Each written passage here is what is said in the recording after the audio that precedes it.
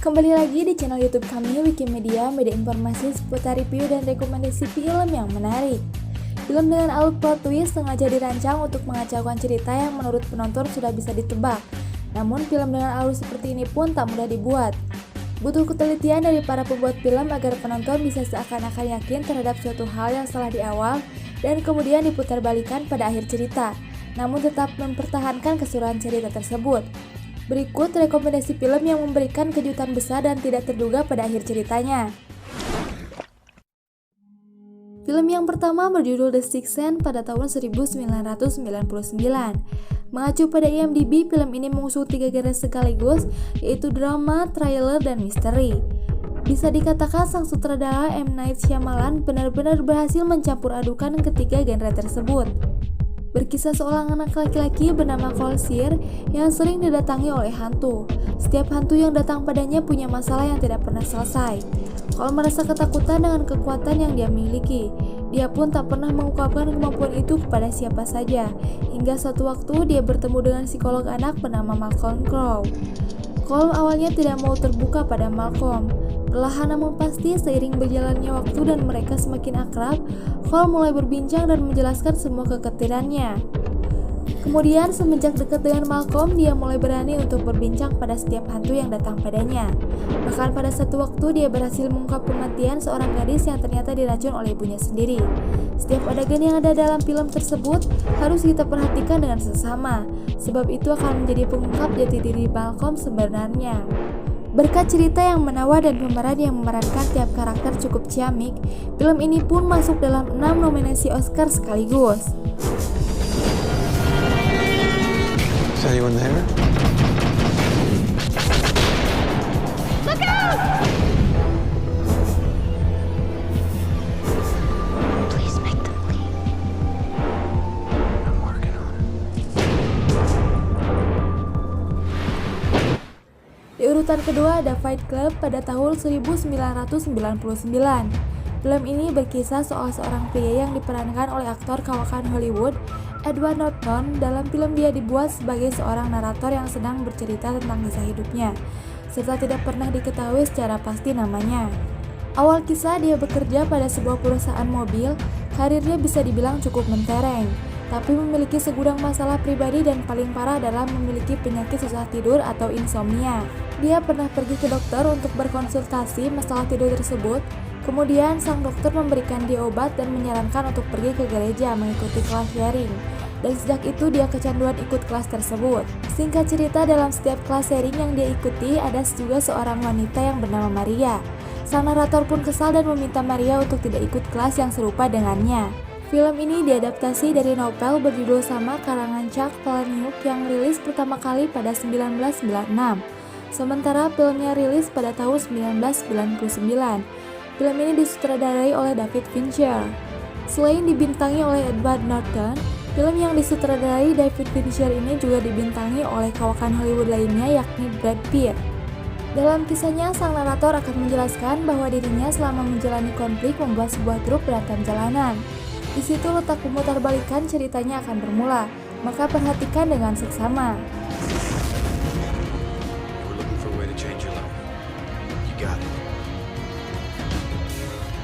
I'm stopping this. It's already done, so shut up. What kind of sick game are you playing? Oh my god.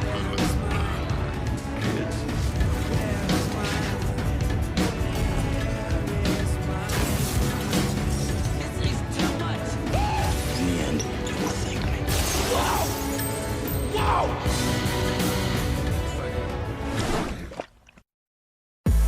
Selanjutnya di posisi ketiga ada Memento pada tahun 2000. Film plot twist terbaik satu ini berkisah seorang Leonard Selby yang menderita amnesia setelah diserang oleh sang pembunuh istrinya. Amnesia yang diderita ini adalah jenis amnesia anterograde, membuat seseorang kehilangan ingatan jangka pendek. Sebab itu dia tidak bisa mengingat berbagai hal yang baru saja dilakukan. Bahkan dia juga tidak ingat kejadian setelah istrinya diperkosa dan dibunuh. Singkat cerita, dia tetap tahu bahwa istrinya telah dibunuh. Untuk menjaga ingatan tentang tugasnya yang tengah menyelidik sang pembunuh istrinya, dia memanfaatkan sebuah foto. Sepanjang perjalanan, dia mulai menduga beberapa orang yang telah membunuh sang istri dan membuatnya amnesia. Film pun akan mulai dengan alur maju mundur. Alur maju film akan berwarna, sementara saat alur mundur hanya berwarna hitam putih. Di akhir cerita, penonton akan dikejutkan dengan hal yang tidak pernah dibayangkan sebelumnya. Perlu diketahui bahwa Leonard bukan tokoh protagonis dalam film ini. Jangan sampai tertipu dengan simpati yang dia lakukan ya pemirsa.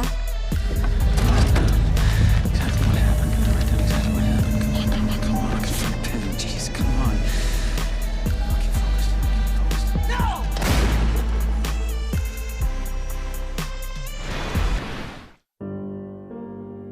Selanjutnya di urutan keempat ada Gone Baby Gone pada tahun 2007. Dikisahkan ada seorang anak perempuan berusia 4 tahun yang diculik di daerah Boston. Tante dari sang anak telah melaporkan kejadian itu pada pihak kepolisian. Namun progres penyelidikan yang mereka lakukan berjalan dengan lambat. Alhasil sang bibi dari anak perempuan yang diculik itu menyewa 2 detektif swasta bernama Patrick Kenzie dan Angie Gennaro. Saat disewa, mereka mengaku bahwa sejujurnya belum punya banyak pengalaman, terkhusus menyelidiki kasus seperti hilangnya sang anak. Kendati begitu, tetap percaya kepada mereka. Setidaknya ada 2 alasan keluarga sang anak tetap percaya kepada mereka. Pertama, mereka bukan polisi, dan kedua, mereka tahu seluk-beluk hingga kesulitan Boston. Perlahan tapi pasti penyelidikan mereka mulai menunjukkan titik terang. Mereka bahkan hingga menghadapi penjual narkoba, geng, dan pedofil. Singkat cerita, bahkan ketika hampir memecahkan kasus, mereka menghadapi sebuah dilema moral. Film yang disutradarai oleh Ben Affleck ini mendapat 1 nominasi Oscar dalam kategori Best Performance Actress in Support Role. Selain diperankan Casey Affleck dan Michelle Morgan, film ini juga dibintangi oleh Morgan Freeman, Ed Harris, dan Amy Ryan. This child is all I got. I'm gonna bring her home. Tell him I'm sorry. How much? What did you do? Where I come from, you die with your secrets. This is the kind of thing that if you do marry, you want to be sure. Are you sure? No. Selanjutnya film yang kelima ada Orphan pada tahun 2009. Orphan adalah film horor psikologis yang ditulis oleh David Leslie Johnson berdasarkan cerita Alec Mays. Film ini merupakan produksi kolaborasi internasional antara Amerika Serikat, Kanada, Jerman, dan Prancis. Kisahnya berpusat pada pasangan suami istri bernama John dan Kate yang mengadopsi seorang anak perempuan berusia 9 tahun bernama Esther. Sebelumnya hubungan pernikahan ini tak begitu baik usai kematian anak bungsunya yang baru lahir. Anak sulung John dan Kate tak terlalu ramah dengan kehadiran Esther, sementara anak keduanya Max berusia 5 tahun saat menerima kakak barunya itu. Hal-hal ganjil mulai muncul ketika Esther menunjukkan gelagat yang tak lazim. Ia membunuh seekor merpati, berani melukai teman sekelasnya, tahu banyak hal tentang seks, dan bahkan membunuh biarawati. Inilah yang memunculkan kecurigaan Kate untuk mencari tahu sosok Esther sebenarnya. Setelah melewati kejadian buruk pada keluarga dan seorang sekitarnya, Kate menemukan bahwa Esther berasal dari rumah sakit jiwa Estonia, bukan dari panti asuhan. Kate yang ingin mengembalikan Esther ke rumah sakit malah mengetahui fakta lain bahwa anak angkatnya itu sebenarnya adalah wanita berusia 33 tahun yang menderita dwarfisme, dan dia telah membunuh setidaknya 7 orang. Cerita film yang dirilis oleh Warner Bros. Pictures ini mendapat pujian daripada kritikus karena kuat dan nuansa-darknya serta penuh dengan ketakutan.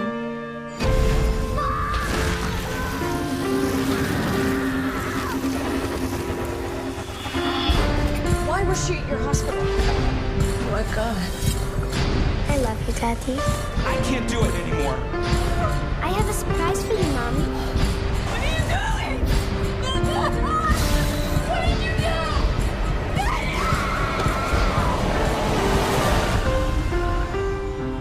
That's the story. That's the glory of love.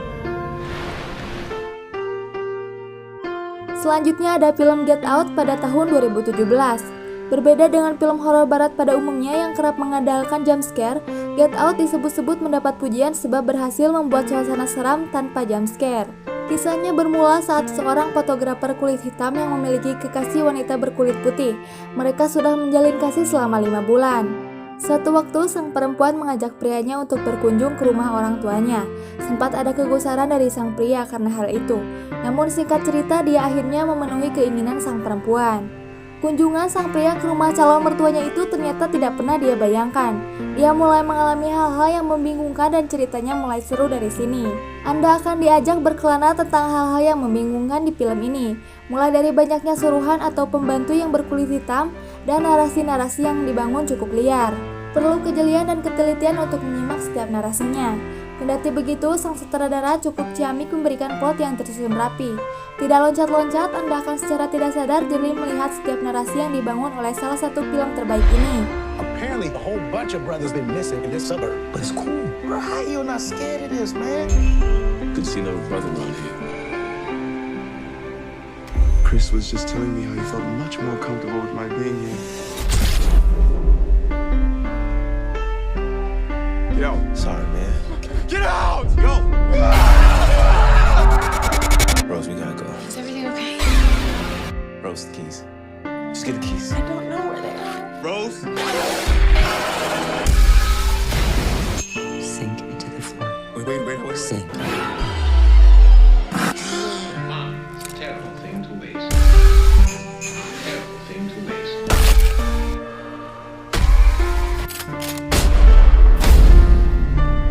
If there's too many white people, I get nervous.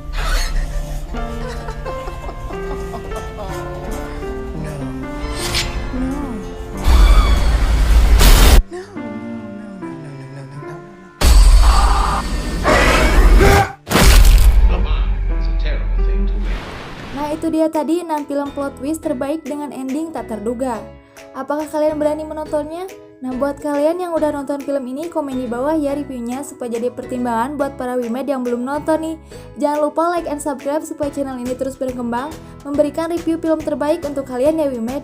See you next review.